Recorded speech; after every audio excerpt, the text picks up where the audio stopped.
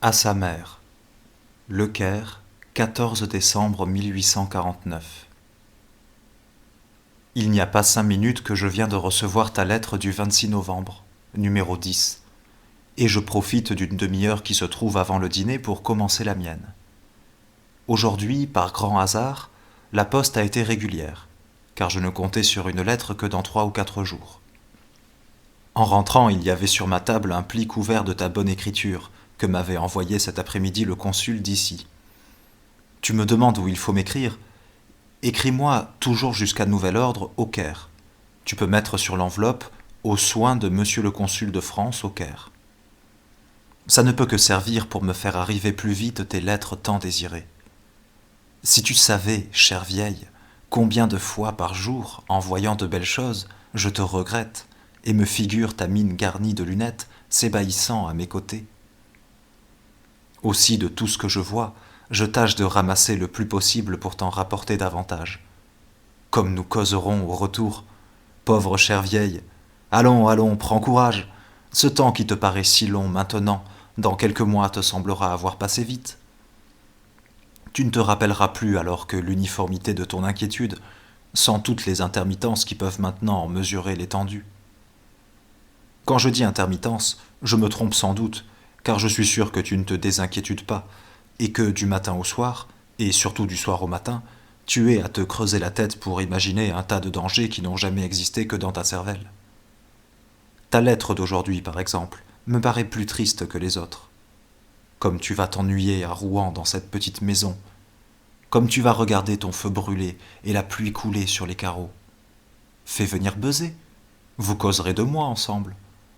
Tu sais qu'il est d'une timidité ridicule, et s'il ne t'a pas écrit, ce qui ne m'étonnerait guère, ou s'il ne vient pas subito te voir, sachant ton retour à Rouen, c'est qu'il y a là plus de gaucherie qu'autre chose. Ma lettre t'arrivera après le jour de l'an. À cette époque, nous ferons nos préparatifs pour le voyage du Nil. Nous aurons une belle cange avec 10 marins à nous, chaque homme 15 francs par mois. Et des lettres de recommandation pour tous les gouverneurs. Il n'y aura même rien d'étonnant quand Soliman Pacha nous accompagnerait une partie du voyage, ce qui nous dérangerait un peu, par parenthèse. Nous aurons sur notre bateau une masse de pipes, force Tarbouk, Chibouk et Tarabouchk. Oui, nous avons un bon chic. Le soleil s'est enfin décidé à me culotter la peau. Je passe au bronze antique, ce qui me satisfait. J'engraisse, ce qui me désole. Ma barbe pousse comme une savane d'Amérique. Je dors des 12 heures de suite sans me réveiller. Enfin, j'ai l'air d'un vieux roquentin, d'un vieux matin. J'ai une bonne boule et suis satisfait de moi. Quant à la vanité, rassure-toi, pauvre vieille, je ne suis pas encore ivre d'encens, et je crois qu'au retour je ne ferai pas semblant de ne pas te reconnaître. Nous avons cette semaine fait une petite excursion de 6 jours à Gizeh, aux pyramides, à Abou-Sir, à Saqqara et à Memphis. À Saqqara, j'ai ramassé dans leur peau des momies d'ibis que nous remporterons. Quant à des momies humaines, c'est fort difficile à exporter, toutes les antiquités étant arrêtées à la douane. Du reste, si ce n'est pas plus malaisé pour sortir que pour rentrer, l'affaire sera bâclée aisément. Nous sommes entrés à Alexandrie sans qu'on ait ouvert nos bagages. 1200 livres. Nous avons donné 50 sols et tout a été dit.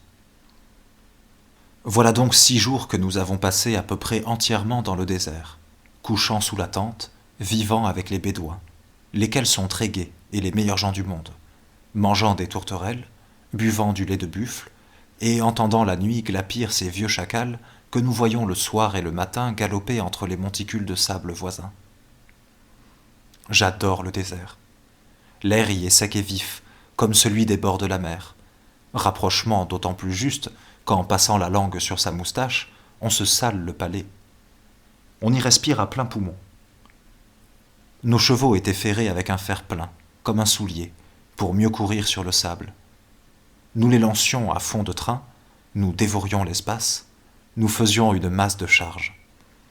Pour te rassurer dès à présent quant au désert, relativement à notre voyage du Sinaï que nous ferons vers le mois d'avril probablement, apprends, pauvre vieille, qu'il n'y a dans le désert ni ophtalmie, ni dysenterie, ni fièvre. Il n'y a rien, et puis c'est tout. Le seul danger sérieux est d'y crever de faim ou de soif quand on n'a pas de provisions.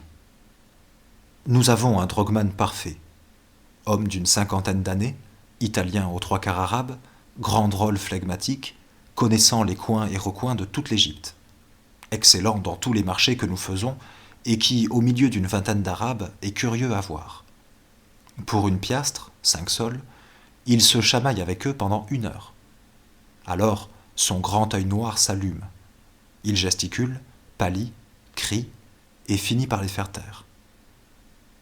Il est bon cuisinier, nous prie de lui laisser nous faire des plats sucrés, sait empailler les oiseaux, estamper les bas-reliefs, fait tous les métiers possibles et ne rit jamais que lorsqu'il a pris un raccourci pour nous mener d'un endroit à l'autre. Alors il met les poings sur les hanches, baisse le nez et se tortille en grimaçant sur sa bourrique. Dans l'intérieur du Caire, nous ne sortons pas des ânes, ou plutôt nous ne sortons pas sans ânes. Les rues sont si étroites qu'il n'y a pas moyen d'avoir d'autres montures, et la ville est si grande qu'on ne saurait faire une course à pied. Depuis les grands seigneurs jusqu'aux nettoyeurs de pipes, tout le monde trottine sur son baudet. On crie, on se range, on se frôle les uns aux autres, on passe et l'on disparaît, le tout sans encombre ni accident. Les 3/4 des rues ne sont guère plus grandes que la rue du Petit Puy. Par le haut, les maisons font toucher leurs balcons de bois ciselé, on entend des voix chanter de derrière les murs, ou bien résonner de temps à autre le singulier cri de joie des femmes arabes, qui ressemble à une trille de clarinette. En fait de baladins, farceurs et danseuses, c'est, à ce qui paraît, dans la haute Égypte que nous pourrons nous donner une bosse de cette bonne couleur tant rêvée. Nous sommes arrivés au bas de la colline où se trouvent les pyramides. Il y a aujourd'hui 8 jours, vendredi, à 4 heures du soir. C'est là que commence le désert. Ça a été plus fort que moi. J'ai lancé mon cheval à fond de train. Maxime m'a imité et je suis arrivé au pied du Sphinx. En voyant cela, qui est indescriptible, il faudrait 10 pages. Et quelles pages? La tête m'a un moment tourné. Et mon compagnon était blanc comme le papier sur lequel j'écris. Au coucher du soleil, le Sphinx et les 3 pyramides, toutes roses, semblaient noyées dans la lumière. Le vieux monstre nous regardait d'un air terrifiant et immobile. Jamais je n'oublierai cette singulière impression. Nous y avons couché 3 nuits, au pied de ces vieilles bougresses de pyramides. Et franchement, c'est chouette. Plus on les voit, plus elles paraissent grandes. Les pierres qui, à 20 pas, semblent grosses comme des pavés de rue, ont la taille d'un homme environ, et quand on monte sur elles, cela grandit au fur et à mesure, comme lorsqu'on gravit une montagne. Dès le lendemain matin, avant le jour, nous avons commencé l'ascension. Les Arabes qui vous mènent sont si adroits, 2 par devant qui vous tirent et 2 par derrière qui vous poussent, que l'on est entraîné presque malgré soi. Moi qui n'ai pas le vent long, je n'en pouvais plus d'essoufflement quand je suis arrivé en haut. C'est l'affaire d'un petit quart d'heure. Quand j'eus bien respiré et que je commençais à me promener sur la plateforme, j'aperçois par terre une feuille de papier blanc, collée avec des épingles, et qu'y avait-il dessus? Humbert Frotteur.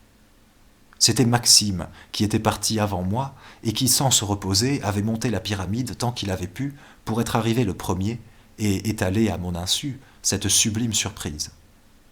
Et quand je songe que je l'avais emporté exprès de Croisset et que ce n'est pas moi qui l'y ai mise, ce gredin avait profité de mon oubli et au fond de mon gibus avait surpris la bienheureuse pancarte. Le reste de la journée a été employé à visiter l'intérieur des pyramides. Les hypogées, les tombeaux où je ne suis pas descendu, de peur de vertige, descente dangereuse d'ailleurs, et qui ne récompense pas du mal que l'on se donne. Nous avons reçu des Anglais voyageurs sous notre tente. Nous leur avons offert la pipe et le café, et échangé toutes sortes de politesses. Le lendemain, course à cheval dans l'intérieur du désert, photographie, notes. Le vent, la nuit, donnait des coups dans notre tente comme dans la voile d'un navire. Notre lanterne brûlait suspendue au milieu. Les chevaux, attachés à des piquets, soufflaient.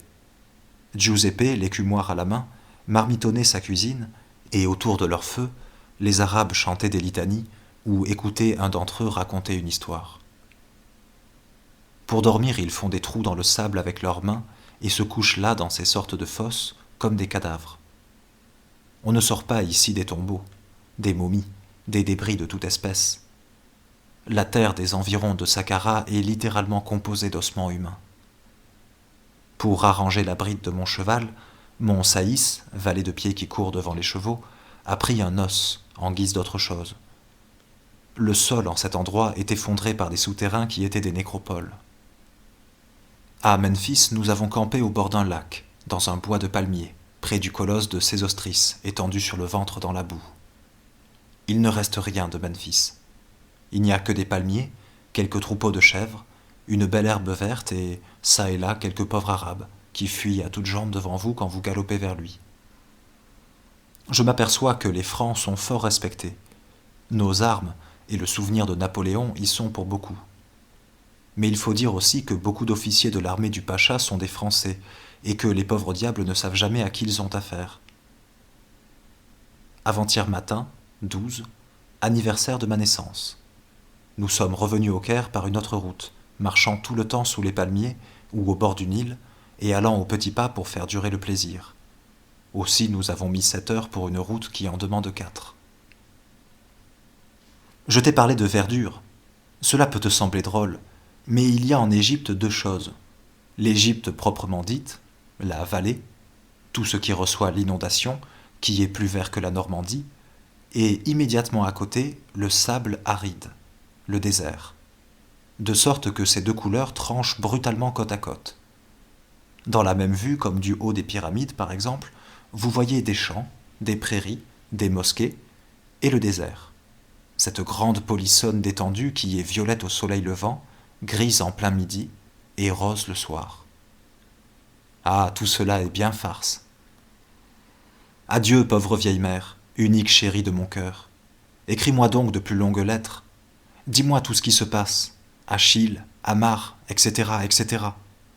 Ne ferais-tu pas bien de t'en retourner à nos gens dans quelque temps? Adieu encore. Embrasse bien la petite pour moi, et embrasse-toi pour moi. Ton fils qui t'aime, le Kaoudja, Gustave Flaubert.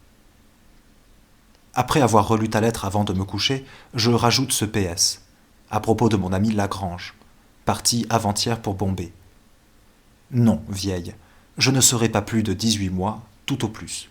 C'est-à-dire maintenant 16, puisqu'en voilà bientôt 2 de passés. Tranquillise-toi, ne te mange pas le sang.